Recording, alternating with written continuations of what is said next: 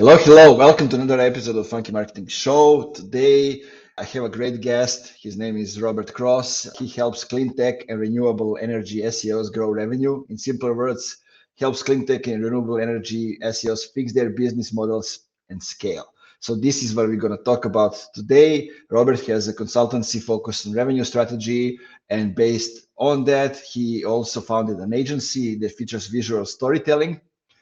And I love it because he's so in the niche, inside the industry. He has a lot of insights. We're going to talk about that. But before we get into that, before I introduce you to the Robert, for those of you who are watching, I'm going to show you a little bit video that represents what he does.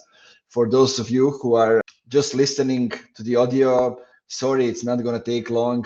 And we're going to be right back with you and with Robert and talk about the things. Let's go with the video.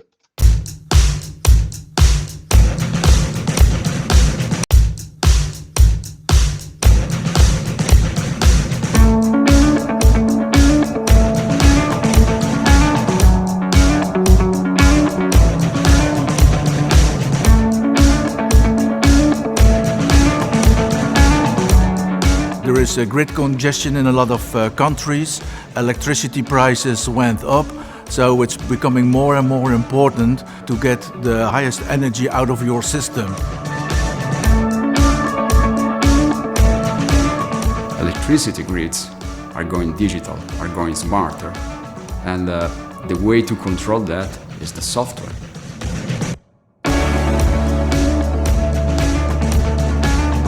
Sales engineering plus technical support is customer success. Ja, es ist sehr interessant zwischendurch zu sehen, was macht meine Anlage jetzt aktuell, wie viel habe ich noch im Speicher, wie viel oder wie schnell ist der Speicher dann auch wieder geladen. Es ist schon sehr interessant zwischendurch, auch dass man einstellen kann, wie viel Geld habe ich effektiv heute gespart oder im Laufe von einer Woche, eines Monats.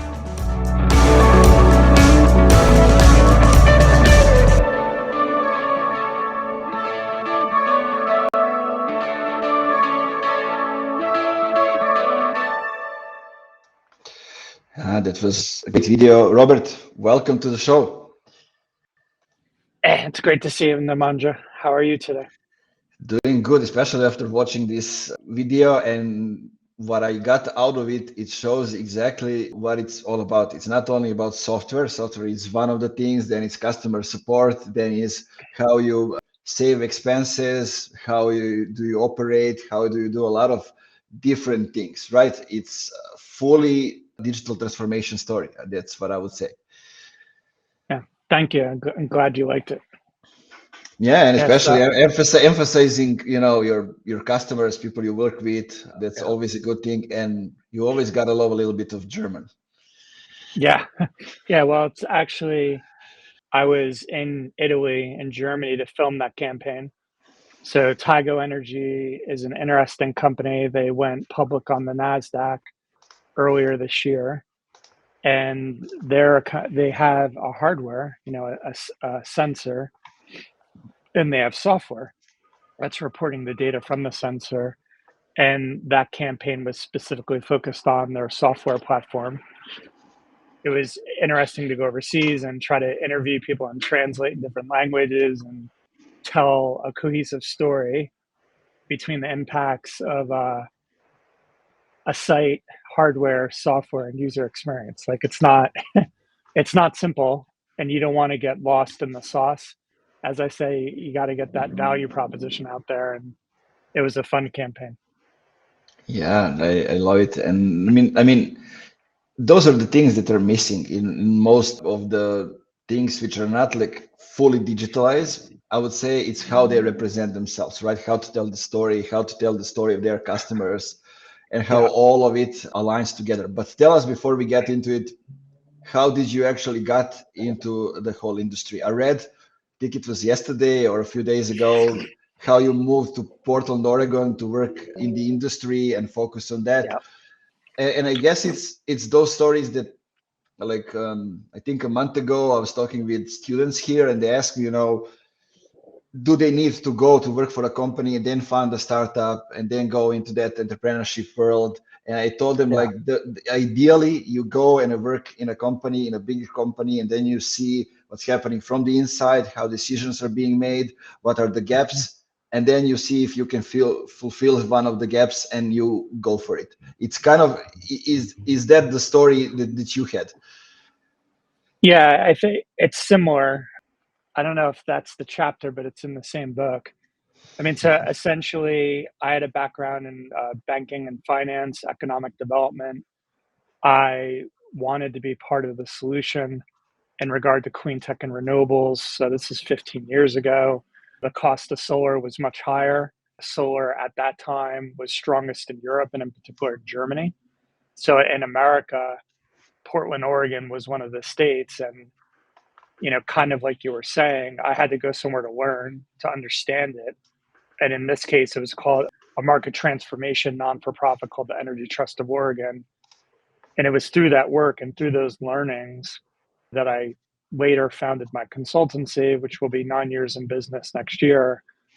And through the consultancy and identifying a gap on how to tell these stories, when I have a feeling when technologists think of technologists, they're more deep in the widgets and the wadgets, the feature set, whether it's software or hardware. And I think in order to really educate and train people to think about technology differently, and in this case, it's energy, you have to tell stories. You have to talk about people. You have to talk about impact. And that's how Crest was born, the agency. Nice. I love that. And I love how you develop it through the consultancy. And it's not like you work a year or two in the consultancy. You work inside the industry for years. And then, you know, as a consultant, you finally saw, there's a gap, and companies actually need an agency, somebody to help them in some of the stuff. And I can find, you know, create a team that will help them with that. Yeah, and you know, I followed you and funky marketing. Specialization at times I think has value. The generalist approach, I don't think works as well for a lot of industry or segments anymore. And at the end of the day, my background in the energy industry, which is about 15 years, that's impactful. You understand it, revenue strategy. So you have a product, you have a strategy on the revenue side. It made it easy to an extent to segue and go, well, I need marketing, right? Like, I believe that brand is important, particularly for early companies that are ambitious, that want to go to growth stage. I believe that strong visuals are an imperative in today's society. There's a lot of noise. How do you stand out? How do you stop the scroll? And in this instance, we need to, when we're talking about our clients' products and services, we need to be experts in regard to the technical aspects, but be artful in our presentation. And that's the balance that I'm really trying to strike. And I think visual storytelling as an art form, a picture is, you know, paints 1,000 words, right? And you think of like Homer's Odyssey and how long stuff like that lasts. Today, we have photography, videography, and we use a lot of animation. I think it's a compelling way to talk about, to illustrate impact. Yeah, I totally agree. Like, my guy who is working with me on PPC and Google Ads is an ex-designer. So I had that drill, you know, logo needs to be stand exactly this, and you need to do this precisely like this to have an effect on something. You know, especially somebody who was working in a, you know, in advertising industry with a lot of huge brands. Yeah. And then coming into the PPC, those are the things, the combination that you don't find easily, right? From that perspective. And I'm always grateful because I have somebody to reminds me of those things. Because like we marketers tend to go like, let's go to the execution a lot of times. But sometimes it's, you know, let's make this seamless and then we'll go and try to implement things. But I gotta ask you something, because it's a unique opportunity to have somebody who was in the industry for a long time. Tell me, how did it look like when you first started the consultancy, working with in Yeah, marketing strategy with companies, and how does it look like now? Is it, easier to get into that conversation, or no? Or is it just different? it's easier and different. So in the beginning, my consultancy was horizontally focused. So I would work with different types of business types, different segments. I imagine you might be aware of David Baker. He's kind of a prolific author, wrote the Business of Expertise and a couple other books. And when I read his book 5 years ago now, the thing that he kind of spoke to was vertical positioning, one, and trying to split strategy and implementation. So that was pretty impactful. So about 4 or 5 years ago, I niched down to my vertical. So that's clean tech and renewables, or more specifically, distributed generation. So you have your solar, your renewable energy. It has to be stored through energy storage. Now we have a lot of electric vehicles and that type of infrastructure. So I had to make some intentional choices in the design of my business and how I do work, and they were impactful. And I think the value of vertical positioning and honing in on what you do, it's typically easier to market it, sell it, and fulfill it, right? Because it's repeated, it's a high value proposition. And I would, a takeaway I think from our pod today, if you 80% of the time, if you can vertically position, I'm a big believer of that in today's world, I guess. Yeah, and that's something, that's extremely hard from the beginning to think about it. I had that experience. Like, I founded Funky Marketing with another guy, and he was like, "We're gonna have another baby, me and my wife. We didn't expect that. I want to get the money right away. Let's try to sell to anybody." Yeah. Right. And I said, "No, we're not gonna be that kind of company," because I was prepared to go even without income for a couple of months to get the right clients. You know how it goes, because they all focused on, this is something that I want to do forever. It's not something that I Yeah. want to grow, build, and sell, or whatever it is. And then when we split, we still work together on some of the things, but that was the huge challenge, and always is the challenge from the start. Yeah. I mean, I think it's being authentic, right? And that's also in part where the value is derived from. So we don't know each other in real life. We know each other from LinkedIn. And I would watch your funky marketing videos and I'm like, this guy's doing something different. This is interesting. He's on to something. But whether that's right, wrong, or indifferent, the authenticism shine through and you can kind of find your tribe. For myself, like there's a few driving beliefs, right? So as a consultancy, you're trading an intellectual capital and you're having impact, potentially deep impact, and depending on your model, it's limited scale. And I'm going, that's not enough. Like we have to tell stories because storytelling is a great way to accelerate the transfer of knowledge, right? So these beliefs,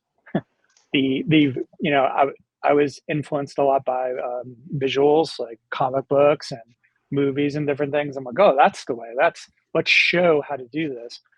So I think when you're striking it out on your own as a founder or a solopreneur or whatever that looks like, you have to be pretty authentic to your vision in order to carry it out because it's not easy. There's a lot of bumps and bruises, and that your own personal professional value proposition in some cases is what keeps you going. Yeah, I totally agree. And I mean, I cannot not like this more than I do now, since I'm waiting to get home and to continue reading the Sandman by Neil Gaiman. So, from that perspective, they finally are printing it in Serbian. So, Yeah. another benefits of living in this day and age. But I love what you're thinking, especially if you look at renewable energy and those kind of things. A lot of things can be transferred into the visual presentations, and how do you transform the energy, how you basically don't waste energy, how do you save money on those things. And those things are important, and especially if you need to explain it to somebody, to understand it, then visual part is the essential part of it. Yeah, I mean, I've been talking about it more recently, and I think you probably deal with this as well. Sometimes it's B2B and B2C, or like that's getting to be a bit of a murky world in some segments. That's certainly the case with energy. So as we decarbonize and have this energy transition, a lot of people, when they think of energy, they don't. They think of it when they don't have it, right? So now you're asking people to have automation in their home or battery storage and all these different things that are happening. And again, to me, sometimes a multimedia treatment where, you arrive on set, so you get that establishing shot. We think of cinema and you're there, and then you zoom in a bit and you see the people interacting, and they go up on the roof, or they're looking at the technology, and it transitions to animation. There's a bit of a wow factor, I think, and being able to hold attention. But more so for me, it's that storytelling. So like, can we talk about these different pieces in a meaningful way that's compelling? And that's what Crest tries to do. Yeah, so tell me, when we are now talking about visual storytelling and, basically creating connection with the customers, through the stories that we tell, through their stories. Is there enough demand when we talk about the industry that you are focused on? Because I look at tech, mostly SaaS, for example, and I look at if there's a company developing a new product or coming up with something new, especially now AI, those kind of things. In most cases, there isn't enough demand because people don't know something like that exists. But tell me how it is in your niche. So there is demand. Solar really grew exponentially in the past decade, and the price has gone down significantly because of that.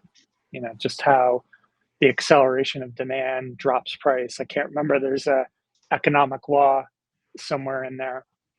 And this decade, it's now becoming battery storage and EVs. So this transition's happening pretty significantly. And I know that there's economic impacts right now with like rising interest rates and such, where my industry is lesser impacted by it, in part because of city programs. In America, we had the Inflation Reduction Act, which was a lot of money coming into this industry. There's a lot of drivers, right? One thing that I think about as an entrepreneur and as a business owner is economics and supply and demand. So it's good to have smart supply or good supply in a niche where there's high demand. And in this instance, so I went to the biggest trade show for our industry is Intersolar, which is in Germany. In the Americas, it's called RE Plus, and it was in Las Vegas. So this was a conference with about 40,000 people, 1,300 vendors. There were like no agencies there, none. So kind of like letting out a secret, right? So you want to be active in spaces to an extent, like you have a strong value proposition and the supply demand curve is in your favor. And that's certainly working out for me. I love that. I recently heard an example of also an agency that went to the automotive conference, and there were no other agency over there, and they got out of it with a contract with Volvo. Yeah. As simple as that. That's actually a great thing. You go where there's not, the competition is not thinking about, or where you are, in this case, the only one with the right value proposition. It's a dismal science, but if you remember one thing about economics, the law and supply and demand is real. Try to offer a strong product, service, business offering where you can provide valuable supply to pent up demand, right? Like, so it makes your life a lot easier. I mean, there's a lot of talented professionals out there. There's a lot of people trying to do good things. And sometimes you lack the customers, right? Or you lack the demand because the economy's soft or you're horizontally positioned. So this kind of goes back to a couple of principles. The strength of horizontal positioning, a clear, compelling value proposition, supply demand working in your favor. Those are some of the ingredients of my success. And it's still hard. Yeah. I mean, you got to do the work. It's not Yes. only about, being there, but actually doing the work. So going into that direction, tell me, what are a couple of things that, are on top of your mind when you come to the business models that company have and they need fixing? What are those things that you are repeatedly seeing that they are doing wrong? Yeah, that's a great question. I appreciate that. So working in commercial finance for many years, you do a lot of lending. And a lot of businesses complain about cash flow, of them having cash flow issues. And what I came to realize over time is sometimes those cash flow issues were more of a symptom and the root cause problem was in their business model. So there's a lot of different theories about it, but I kind of look at things from if you think of a table and you think of the four legs of a table, you have your is it financially viable? How is your infrastructure? Who are your customers and what are you offering? Right. So when I do business model engineering, which is what I kind of call it with early stage clean tech companies, I'm looking at that. I'm just looking at as they're heading into growth stage, they're past MMP, they're past their round and they're really trying to scale.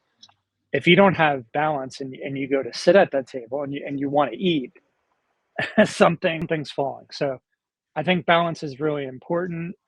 Where a lot of people, well, in particular, is finance or both.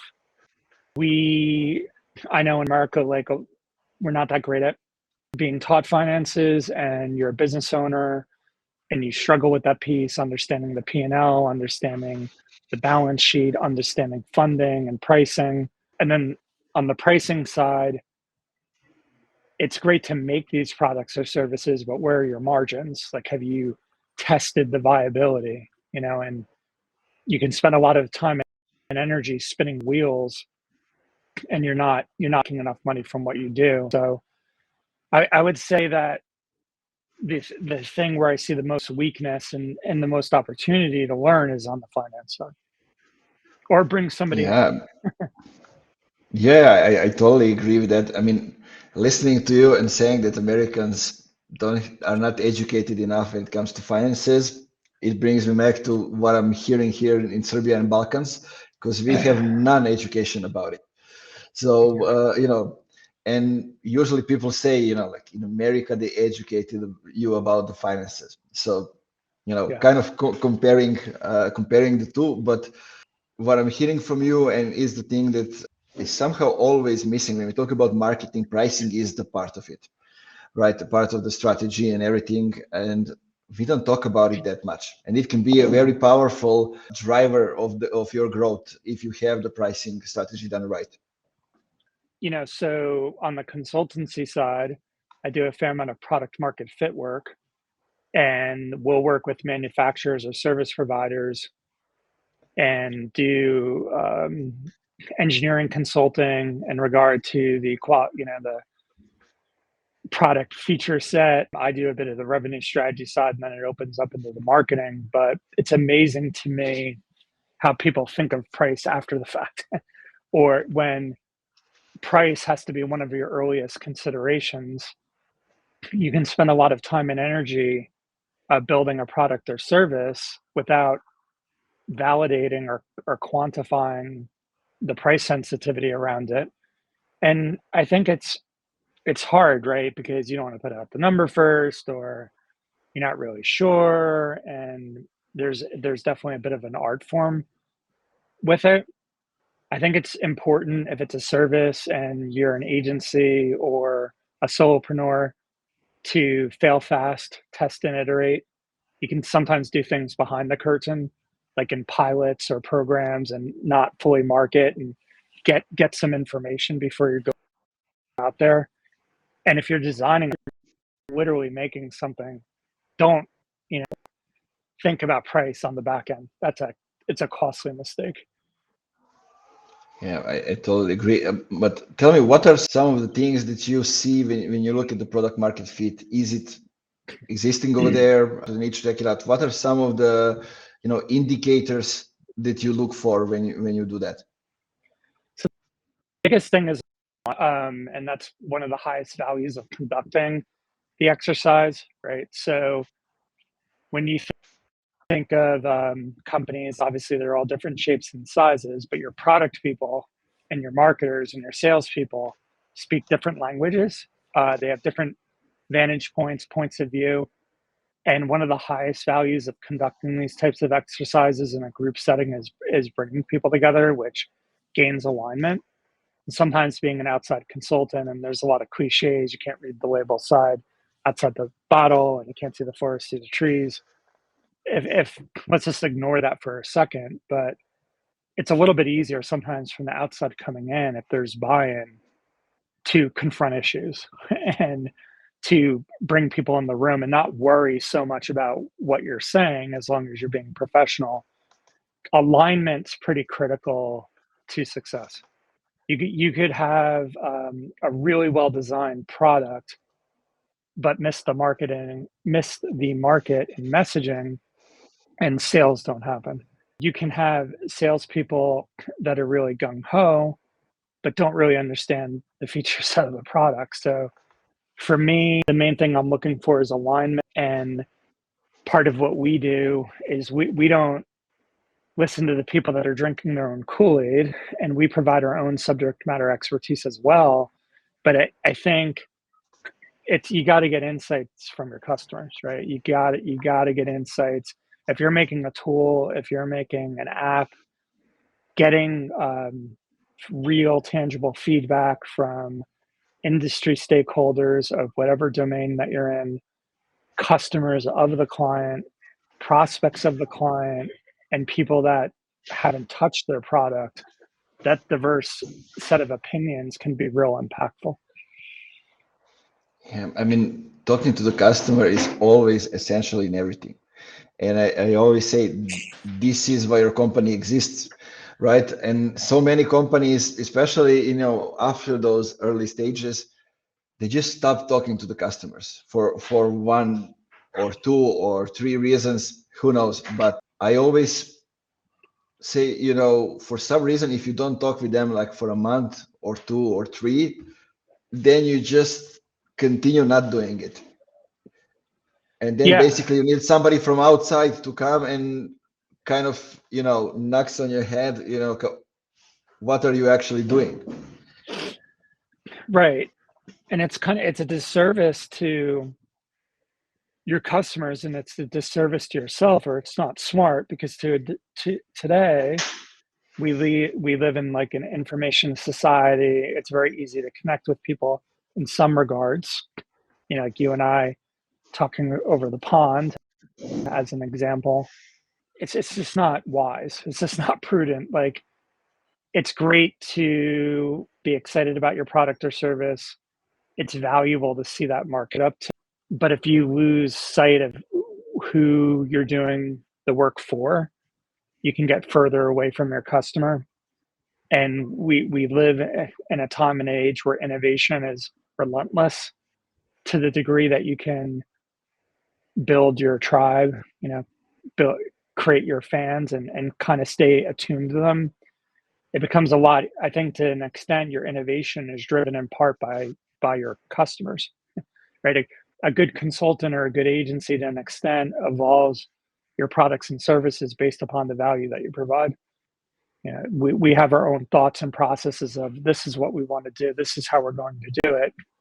But to a degree, you need that feedback loop. And some of the best innovations that I've found, either in my own work or working with my clients, is often through the eyes and ears and the mouth of the customer telling me what to do. Yeah. I mean, I want to emphasize something for everybody listening. It's not always just asking the customers. It's getting to know them better than they know themselves, and then being able to predict, what are they thinking about and what is the solution. Because, I always say in most cases, they might not know that something like that exists, and then they will still give you the answer based on what they know.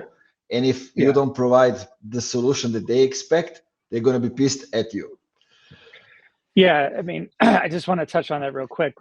So I do a discovery on both the consultancy and the agency side as part of the prospects process, like when you're qualifying an opportunity and you're trying to shape the proposal.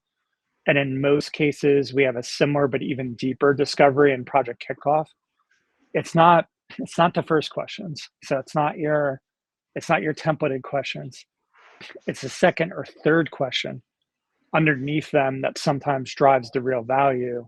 And when we sell, often we're trying to pitch, we're trying to present, this is our value, this is what we do. And I often think that the best way to sell is to ask questions, repeat what you're hearing, validate kind of the thesis, then sell.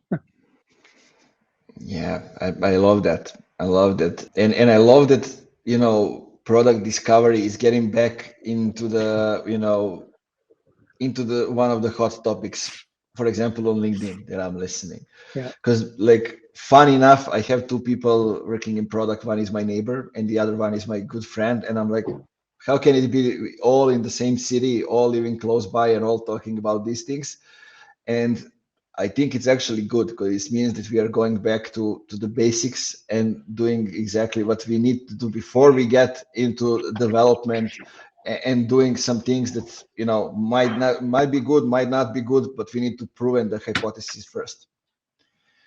Yeah, I guess that's another aspect of my work, both on the consultancy and on the agency side. I kind of think that you need a vision. You got to design it, then you build it, right? And it's easy to race through to the build, or it's easy to get enamored with any aspect of those 3 steps or 5 steps or however you do your work. But if you're really trying to make a dent or make an impact, I think being intentional and thorough is pretty important in some of the work that we do. Yeah, so a question. Now I'm seeing you outside and I'm thinking about renewable energy and all those things. Tell me, for your business, where are your clients and customers hanging out? Is the LinkedIn the place, or they're hanging out on different platforms? So that's kind of what I'm thinking, through that. Yeah, so our industry is pretty big with conferences and trade shows, in particular post COVID. So, and it's becoming regionalized. So as the industry is growing, what used to be, a handful of shows nationally or internationally, as I was noting with Intersolar, it's becoming regional and it's becoming segmented, so like a software aspect, hardware aspect, financial aspect. That's a big piece. I think that LinkedIn's invaluable for B2B service companies. A lot of clean tech professionals are on there. It's kind of funny with LinkedIn. There's a lot of people on it. Not everybody's posting and using it. I imagine that you are kind of familiar with the dark social term or Chris Walker or some of those thoughts. I know that you keep up on these types of things. LinkedIn is invaluable. You need to choose how you embrace it. You don't have to post and promote and tell your story. You should, if you're an entrepreneur or if you're a solopreneur. But it's a great way to connect with people and learn quickly and find your tribe, right? So I would, if you don't use LinkedIn and you're kind of used to it, like my job is changing, I got to update my profile. That LinkedIn, it still exists, but that's not the value that it provides today. Yeah, totally agree. I mean, it's not everything in posting. I mean, actually connecting with people inside their inboxes, jumping on a call like this one, and exchanging ideas. It's great. One thing that we all need to have in mind, like 80% of the people on LinkedIn, active people, are from marketing and sales. So if you actually want to get to decision makers in industry which is not tech, then you need to go through those people, and Yeah. basically they need to refer you to somebody who is making a decision. Yeah. Well, and I mean, you're exactly right. I mean, the referrals matter. And if you are posting, right, like you're presenting your point of view, there are people that are inside the company that are your prospect, can advocate for you or can point you out. And that, you know, lowers your customer acquisition costs, like, because you're not coming out of nowhere. Like, how do you find out about B2B service companies or agencies today? You probably found out about them because you were on LinkedIn or you saw a video on YouTube, or somebody was like, I refer people to follow you on a fairly considerable basis. The Manja has a really interesting point of view, right? Like, so I think that you just have to get comfortable with things that might be a little funky. No pun intended. It's not, we didn't, everything's evolving pretty quickly. And the way that we connect with people, it's not so much brick and mortar anymore. It still exists.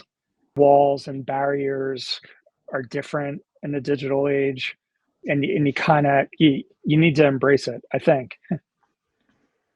Yeah, I mean, we are all becoming stoics, I would say, in time, Yeah. thinking about the things. I can just do what I can do, and I can not impact the other things and the deeds of other people. But from that perspective, what I found out, like, and nobody would say that if they analyze my business, is like this live streaming of recording of the podcast episode is the most effective things that I'm doing. Because okay, Yeah. I have posts, I have different things, I have conversations, but there are 80% of the people on LinkedIn who are watching these streams, and I would never find out about them if I don't ask them or they reach out to me, right? From that perspective, and find out that in the most unbelievable ways. Like, Yeah. And I would imagine that all the conversations that you're having and the shares after the conversations are helping inform how you do business. yeah, I mean, all depends. For this one and for the podcast, you find out like a couple of months later. You don't find out earlier. But Yeah. if you distribute it inside, you use a couple of points that we have now, and then you share it as a post. But then you recommend to a few people, okay, I have people working in like renewable energy companies. Maybe I can refer them our conversation, right? So they can learn from it and those kind of things. And then, I have a guest who is from another industry. So I open myself to another industry. A lot of things are happening, but Yeah. the most important thing is we are both learning, opening up, and if I really want to use this to sell, then I can just invite somebody from my target group and talk with them, and basically long term find out everything that I need to be able to sell them from that perspective. Yeah. It goes back to those insights, right? And if you're not if you're not open and embracing platforms, and there's a lot of different platforms, you have to find the one or the ones that are comfortable for you. And there's a lot of different mediums to communicate your point of view. So you have your podcast and your video cast, but you can write, or you could speak, or you could write a book. You could do a lot of these different things. I just think it's a reality of how we transact today, right? Like, having your point of view is pretty important. Your platform helps get that word out there. If it's receptive and there's two-way feedback, it's informing how you do business, and it's quickly informing how you provide value. If you're not presenting your point of view, and if you're not interacting in these spaces, you're really missing out today. Yeah, I totally agree. I mean, choose one platform where your customers are, because that's what you should do. And I always say that from the standpoint of somebody who leads the vision of the company. Your only task is to get the information. Is your company doing a good job? Is your product doing a good job? Your service, your people? And you need those insights so you can set up the direction where you're going to go next. And if you don't do that, okay, but you are then getting insights from your employees, from somebody else, and not directly from the customers. And that makes your decision not on point. Yeah, you're too far away from the source. And we keep talking about the customers, but there's a reason why. They're the people that buy the products and services. That's why we're in business. And again, typically people that are starting things, building things, are passionate about what they do and have our own point of view about what we're creating, and that's great. But it's equally important to hear the voice of the customer. Yeah, totally agree. So tell me and the listeners, now you have the consultancy, you have the agency, and I see you becoming more active on LinkedIn. So what are kind of the next step in the development of everything? Yeah, so one of the biggest things was defining our product consulting services, which is really an integrated approach from 3 companies. So Mayfield Renewables, they make solar and energy storage expertise accessible through consulting engineering. My cross consulting is focused on revenue strategy for early stage and growth stage B2B and B2B service providers and manufacturers, and Crest tells those stories. So this is like 2 years in the working, just to give you an idea. It certainly didn't happen overnight. I have been getting more active on LinkedIn, and that's intentional. We're starting to do curated events in cities where a lot of this activity is happening, and we're trying to provide an umbrella kind of discussion around the great transformation, which essentially is going from centralized energy to distributed energy, and have a forum, an interactive forum in person with some great speakers and product accelerator dynamics with strong visuals. So yeah, it's a lot of, I imagine that you've put on events before, you've been at different types of events. In one regard, we're embracing the digital world. In another regard, we're saying, let's gather, let's speak, let's talk, and let's exchange ideas on what I perceive to be the biggest challenge we face right now. Yeah, I love that, and that's what I've been always doing. I started with small communities in my hometown, then it basically turned out to form a co-working. Then I started LinkedIn local events, and now we didn't talk about that at all.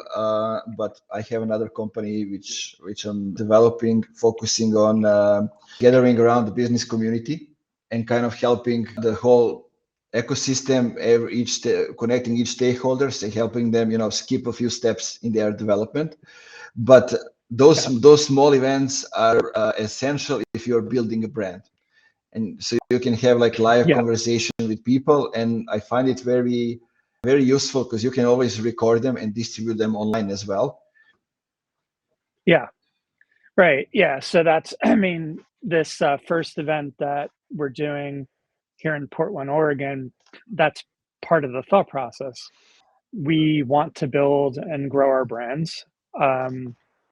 There's obviously an opportunity if you are pulling in prospects, clients, stakeholders, you're getting in front of your buyer personas.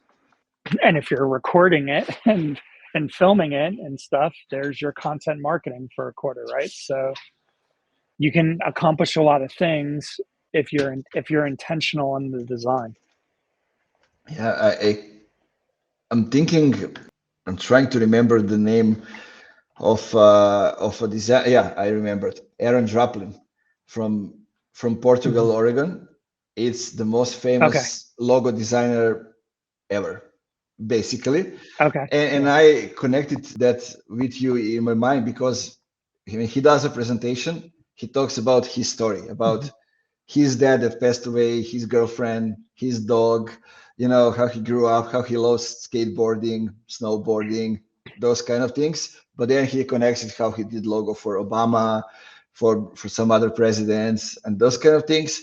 And it has a lot of similarities in telling the story and using it in kind of different, because he's like, let's get everything that we have from the past and present it in the new way. Yeah. From a storytelling perspective, or when you think about design, for me, that's where I get into interdisciplinary design, right? So there's the metaverse and Web 3.0, and there's a lot of a buzz around that type of stuff. But for me, it's how do you present in an intelligent, compelling way interdisciplinary design. Animation, I think, is pretty impactful, right? We're always going to be growing. We're always going to be evolving. I think that the virtual space is going to continue to grow. I don't think that will stop people gathering in person, nor should it. But I really think that there, in the next 2 to 3 years, there's going to be some pretty big leaps in how we interact in spaces and digitally too. Yeah, I totally agree. I remember Aaron Joplin because I think you two need to connect and kind of create the event, which would be great for the whole community over there. Connecting the two worlds. Yeah, that would be fun. From that perspective. So tell me and the people where they can find more information about you, about what you do, and connect with you, and maybe continue the conversation. Yeah, I mean, I'm on LinkedIn. I'm not as prolific as Nemanja and the posting and stuff, but Robert W. Cross is probably one of the best places to connect with me. Or on the agency website. I can't remember the URL, but I'm sure we'll share it in the comments. We'll put it in the show notes. But always open to having conversations and connect and meet with people and try to make impact. Yeah, I love that, guys. Now is the time when I'm telling you to go back to the beginning of the episode, listen to everything again. Robert said a lot of smart things, a lot of insights. So, and if I'm listening to the episode again, I would definitely reach out to him to explain to me further some things he mentioned. So go ahead, do that. Also, he's not that bad on LinkedIn as he said he is. He's pretty active, shares a lot of useful stuff. So I recommend you follow him, reach out. And Robert, thanks again for spending here 50 minutes with me sitting outside on a cold, unfortunately. That's fine. We're having a warm conversation. Yeah, it's been a great chat. We'll do it again, definitely, to go more deeper into the topics. Guys, for you, what we can say is are the things that we always say at the end. Keep it funky and see you in the next episode. Bye-bye. Thank you, Nemanja. Bye.